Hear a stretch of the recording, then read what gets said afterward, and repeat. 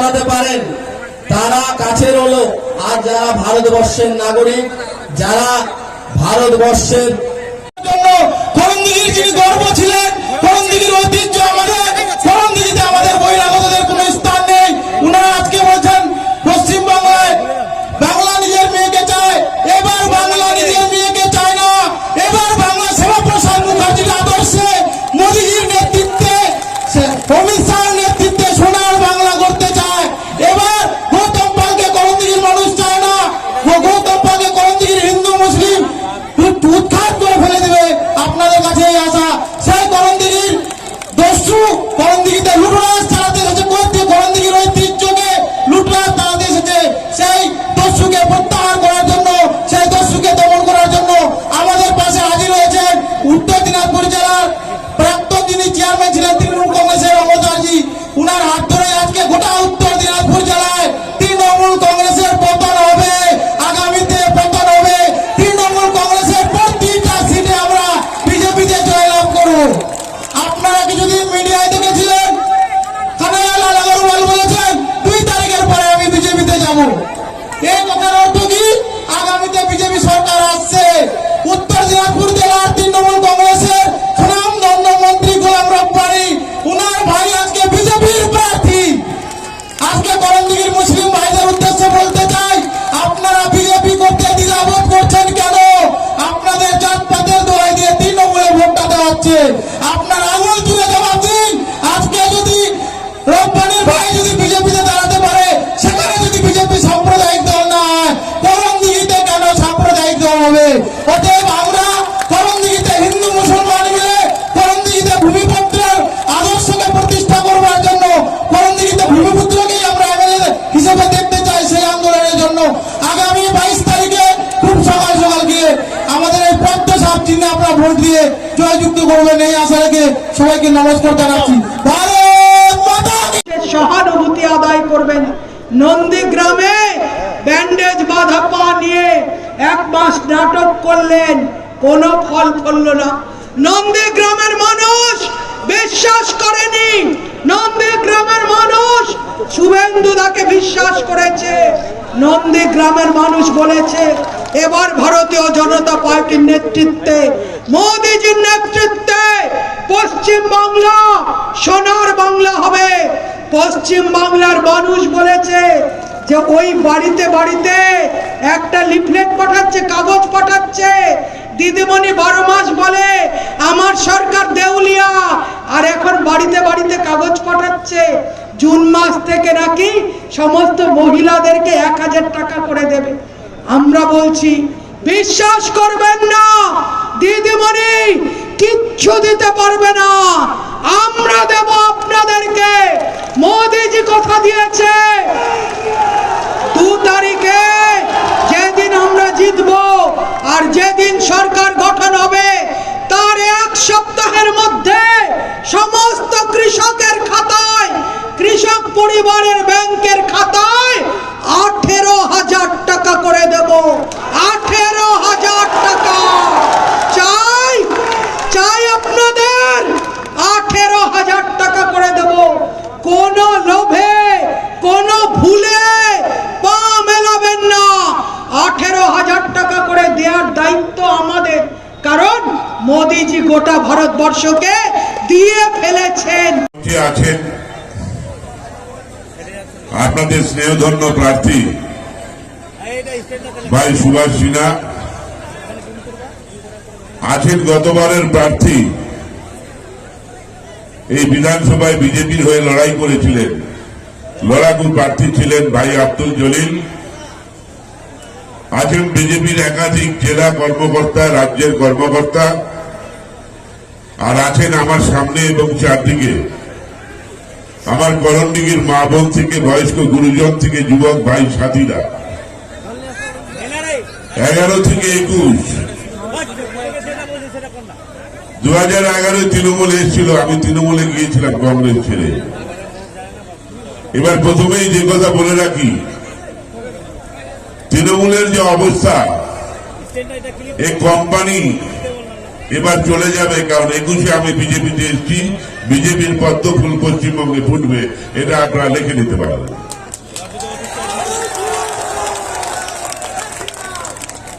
করণডিঘির মাটিতে কোনো লোক নাই।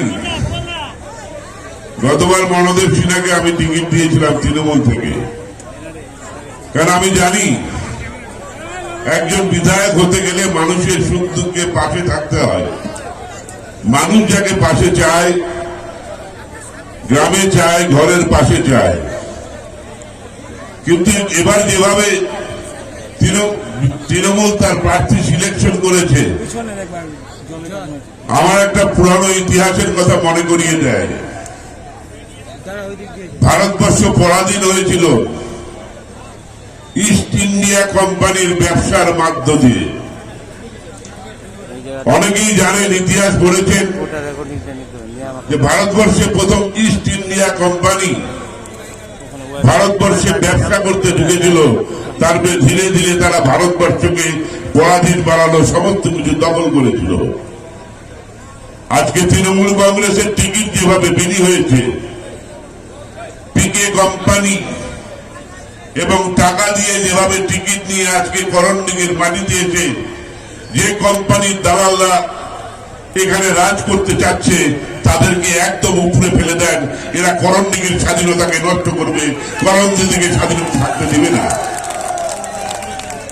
এটা আমার অনুরোধ আপনাদের কাছে।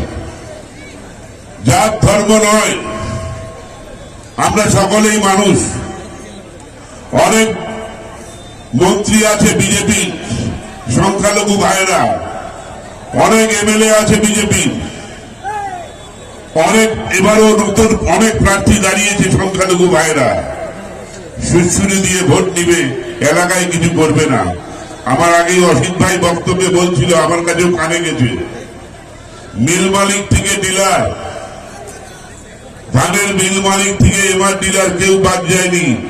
এখনই টাকা রসিদ যাচ্ছে, 1 লাখ দাও। এমনকি যারা মোহরির কাজ করে, করণডিঘিতে যারা বিএলআর অফিস, রেজিস্ট্রি অফিসে মোহরির কাজ করে, তাদের কাছেও চাপ গেছে, টাকা দাও। এই কোম্পানির বাণিজ্য বন্ধ করতে হবে, এই ইস্ট ইন্ডিয়া কোম্পানির বাণিজ্য। ভয়ের কিছু নেই, মিডিয়ার যুগ, ভয়ের কিছু নেই। কোম্পানি ম্যানেজার ছিল, জানেন তো, আমাদের দিদির ভাইপো আদর করে ম্যানেজার এনেছিল। দলটা তো চলেই যাবে যদি কিভাবে ম্যানেজারকে রক্ষা করা যায়। এই কোম্পানির ম্যানেজার পিকে আসল সত্য ফাঁস করে দিয়েছে। আপনারা হয়তো রেডিওর টিভির মাধ্যমে সব দেখিয়ে দিয়েছেন। তিনি বলে দিয়েছে, আমি অনেক চেষ্টা করেছি কিন্তু পারছি না। পশ্চিমবঙ্গে এবার বিজেপি ক্ষমতায় আসছেই আসছে, এটা পিকে ম্যানেজার বলেছেন, আমি নয়, আপনি নয়। কাজে কোন জায়গায় গেছে এদের অবস্থা। আমি জানি এই মঞ্চে অনেক বক্তা আছে, এই জেলার ছেলে হিসাবে কংগ্রেস থেকে তৃণমূল, তৃণমূল থেকে বিজেপি। কারণ আমি জানি আমাদের এই অবস্থার থেকে মুক্তি দিতে একমাত্র নরেন্দ্র মোদী পারবেন। বিজেপি সরকার প্রতিষ্ঠা হলে বাংলার বেকারত্ব থেকে শুরু করে অনেক বড় বড় উন্নয়নের কাজ হবে। তাই আমি এই দলে এসে আপনাদের সবার পাশে দাঁড়িয়েছি। আপনারাও সবাই একজোট হবেন, একজোট হয়ে ঘরের ছেলে সুভাষকে ভোট দিবেন, বহিরাগত বাণিজ্যদার ব্যবসাদারকে এখান থেকে বিদায় করবেন। এই আবেদন রেখে আপনাদের সবাইকে আমার শ্রদ্ধা, সালাম, নমস্কার, ভালোবাসা জানিয়ে আমার বক্তব্য শেষ করছি। ভালো থাকবেন সবাই। ভারত মাতা কি, ভারত মাতা কি। ধন্যবাদ। জনতা পার্টিকে, সনাতনী সংস্কৃতিকে রক্ষা করুন, জাতীয়তাবাদী চেতনায় উদ্বুদ্ধ একটা সরকার তৈরি করুন। আমাদের প্রধানমন্ত্রী কখনো ভেদভাব করেন না, ভাগাভাগি করেন না। লকডাউনের সময় 81 কোটি লোককে 5 কেজি চাল, 1 কেজি করে ডাল দিয়েছে। হিন্দু, মুসলমান, শিখ, খ্রিস্টান দেখেননি। 3 মাস 500 টাকা করে মহিলাদের অ্যাকাউন্টে মোদিজি দিয়েছেন, ভাগাভাগি করেননি। মোদিজি 3 মাস গ্যাস ফ্রি দিয়েছেন, ভাগাভাগি কাউকে করেননি। মোদিজি সব সময় বলেন সবকা সাথ, সবকা বিকাশ, সবকা বিশ্বাস।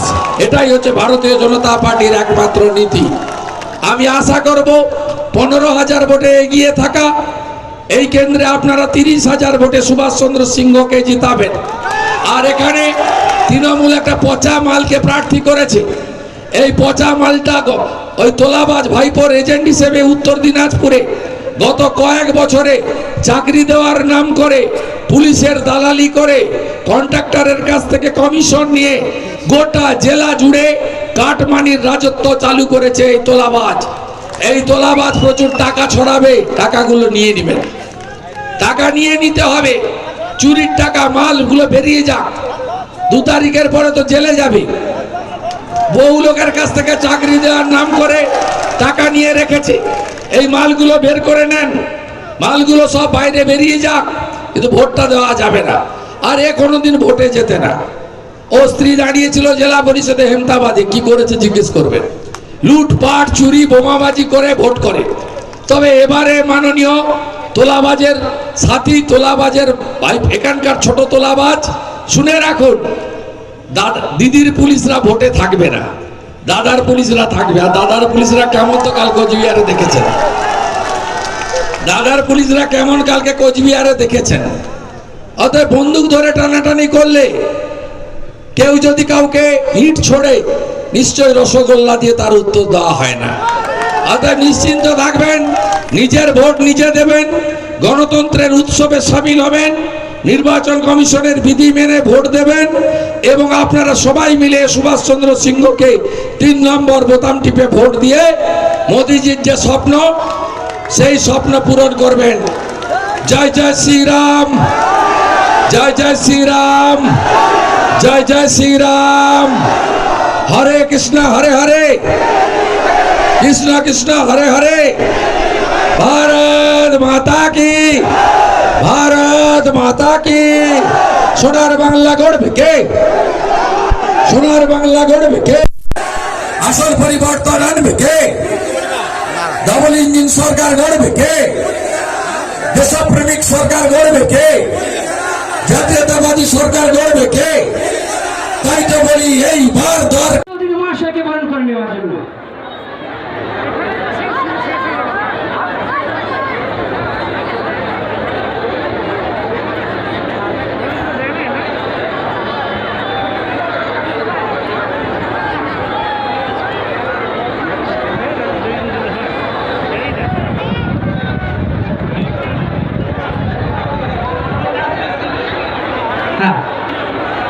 এরপরে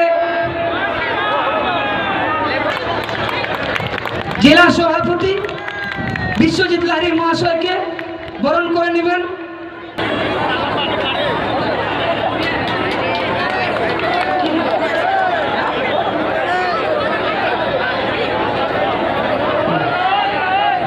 আমাদের সুভাষদাকে বরণ করে নেবেন রীতা বিশ্বাস মহাশয়, আর অমলদাকে বরণ করে নেবেন 16 নম্বর মন্ডল সভাপতি।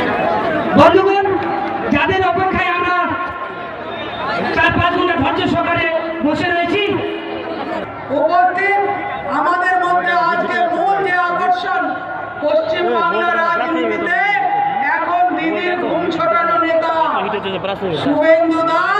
শুভেন্দু অধিকারী, যিনি আপনাদের সামনে মূল বলবেন। আপনারা দীর্ঘক্ষণ, আপনাদের আমরা বাড়ির কাছে ফিরিয়ে আনবো, ঘরের কাছে কাজ দেব, 100 দিনের কাজকে 200 দিন আমরা করে দেব। আমরা কথা দিয়েছি, আমরা মহিলাদের চাকরিতে 33% সংরক্ষণ দেব।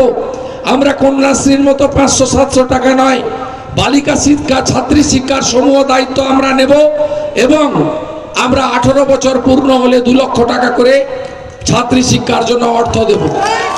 আপনি বলুন, এই মাননীয়ার দৃষ্টিতে সমান দৃষ্টি দেখেন না?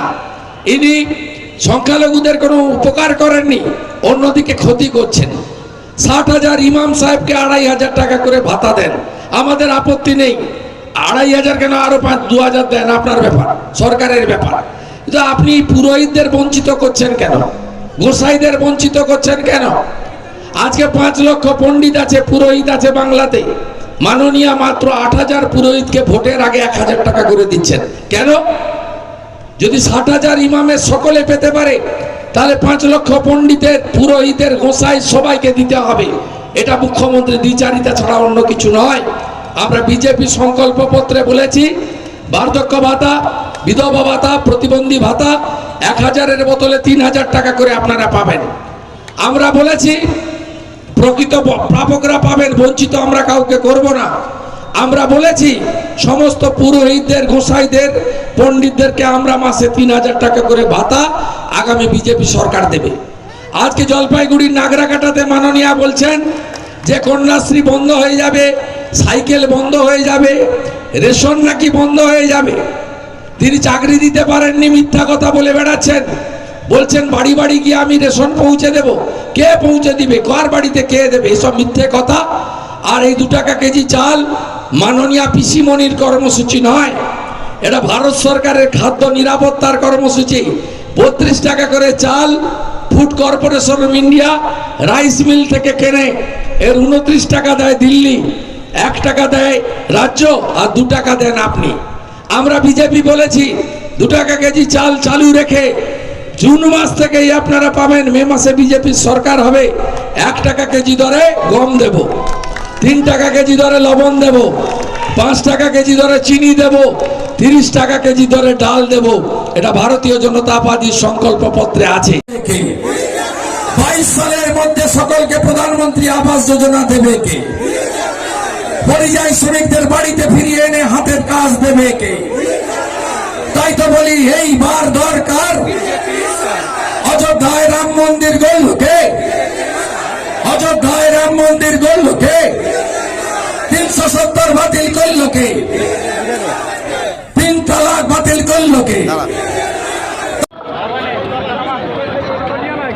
বন্দে মাতরম, বিজেপি জিন্দাবাদ, भारत माता की वंदे मातरम, बीजेपी जिंदाबाद, यशस्वी प्रधानमंत्री नरेंद्र मोदी जिंदाबाद।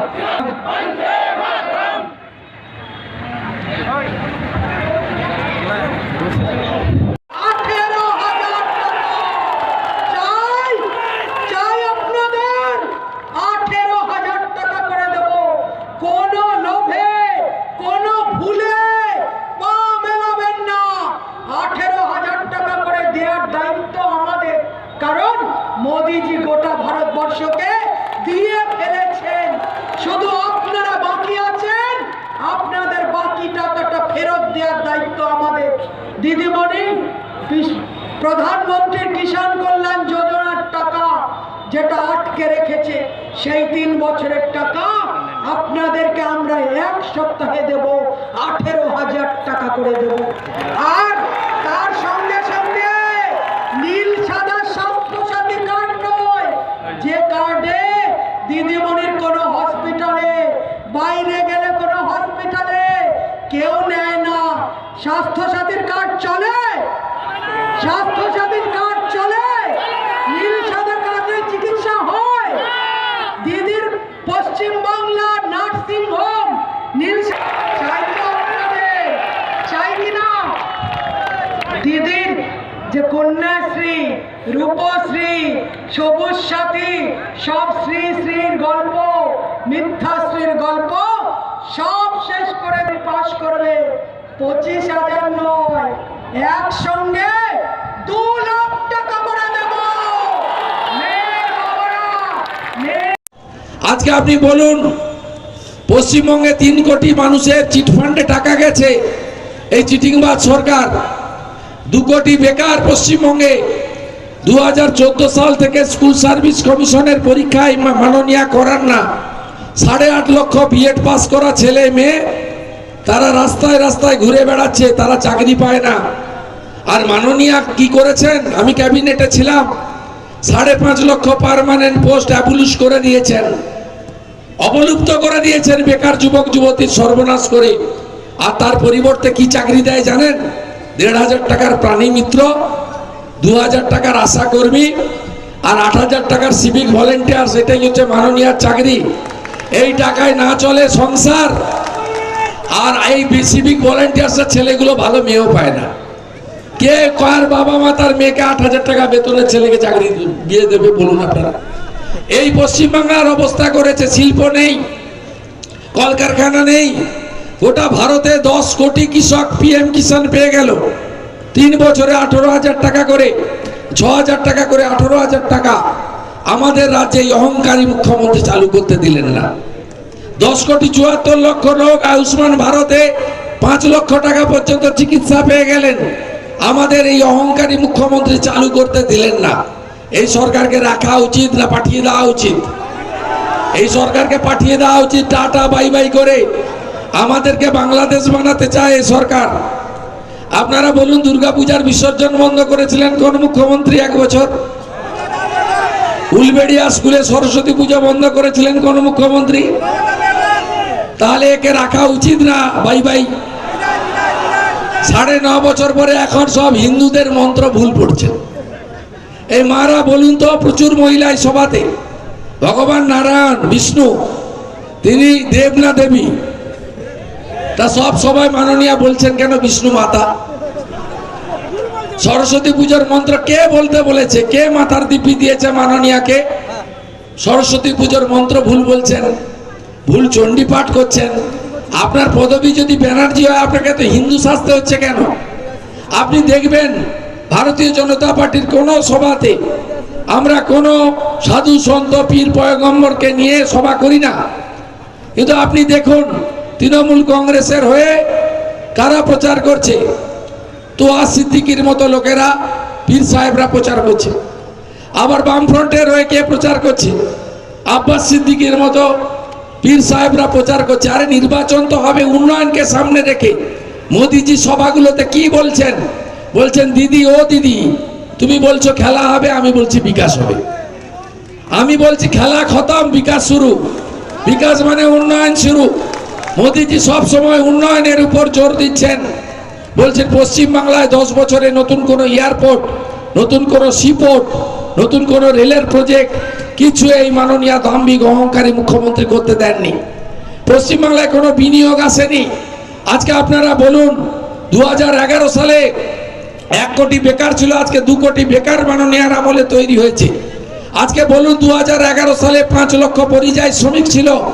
মোদিজি যখন লকডাউন চালু হলো তখন আপনাদের ট্রেন নিয়ে ফিরিয়েছে। এই করণদিঘিতে প্রচুর মানুষ বাইরে কাজ করতে যান পেটের জ্বালাতে, বিভিন্ন রাজ্যে গিয়ে যান। আজকে সেই পরিযায়ী শ্রমিকদের সংখ্যা পশ্চিমবঙ্গে কত? প্রায় 30 লক্ষ পরিযায়ী শ্রমিক, মাইগ্রেন্ট লেবার এই মাননীয়ার আমলে তৈরি হয়েছে। আচার্যজি উপস্থিত আছেন আমাদের এই মন্ডলে, রীতাদি করুণা অজয় সিং,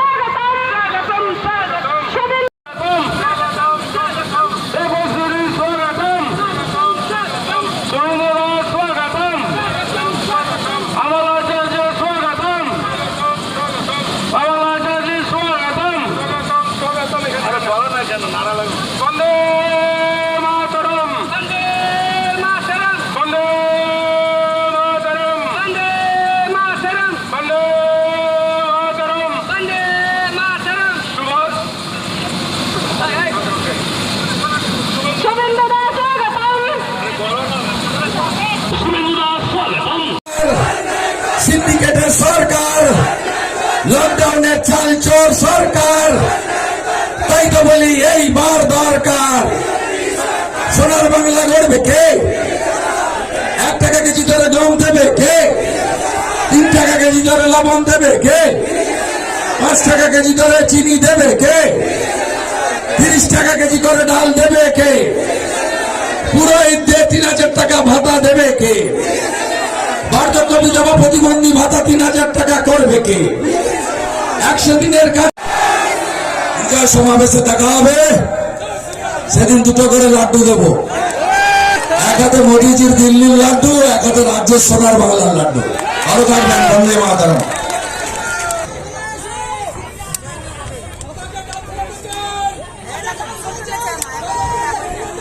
আজিকা আমার হাতান করণদিঘি বিধানসভা যে জনসভা, আরে জনসভা আমার বাংলার দামাল ছুয়া দামাল ছেলে শুভেন্দু অধিকারী যে আমার টিম যে বক্তব্য রাখিল যে মমতা সরকারকে পরিবর্তন করিয়ে এনে করণদিঘি বিজেপির পদ্মফুল ফুপা হবে, হয়েছে কি পারি?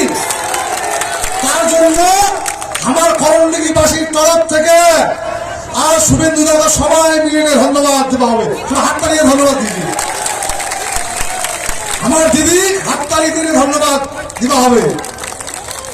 সুভাষ দা পদ্মফুল জিতাম, আর আজিকায় আমার জনসভা হাততালি দিয়ে বুঝিয়ে দেওয়া হবে যে সুভাষ দা জিতছে। আমার আজিকার রোদত আসিয়ে না, আর একটা ভর দুপুরত যে আমার যে পসিনা খান্না নিকলে গেল, আর 22 তারিখ মমতা দিদির পসিনা নিকলাই দিবা হবে, খান নিকলাই দেওয়া হবে, ঠিক আছে? আর তার জন্য যারা আমার হাতার থেকে আসিছে সবাইকে নমস্কার চরণ বন্দনা করিয়ে নে, দণ্ডবাদ করিয়ে নে, সবাইকে আমি ধন্যবাদ দেশু, ঠিক আছে? বলুন জয় শ্রীরাম। আরো জোরে জয় শ্রীরাম করা হবে। দিদির ভূত ধরিয়ে দিছে, রাম রাম করলে ভূত হারিয়ে যাবে। জয় শ্রীরাম, জয় শ্রীরাম।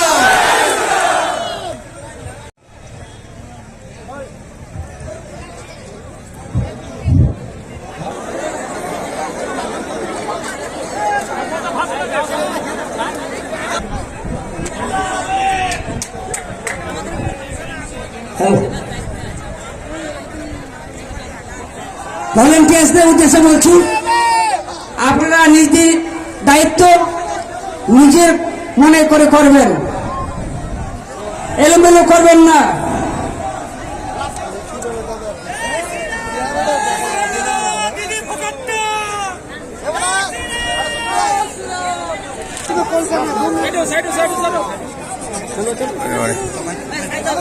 ঠিক আছে।